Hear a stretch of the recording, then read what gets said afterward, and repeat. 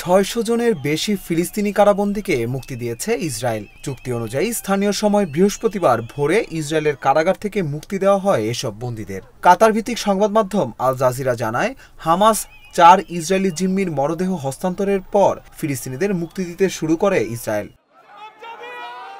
প্রতিবেদনে বলা হয়, ভোরে ৬ শতাধিক ফিলিস্তিনিকে ওফার কারাগার থেকে ছেড়ে দেওয়া হয়। রেড ক্রসের সহায়তায় ৬০০ ফিলিস্তিনি বন্দীকে প্রথমে রামাল্লায় নিয়ে যাওয়া হয়। এরপর দক্ষিণ গাজার খান ইউনিসে ইউরোপীয় হাসপাতালে বন্দীদের বহনকারী ১২টি বাস পৌঁছায় বলে জানান প্রত্যক্ষদর্শীরা।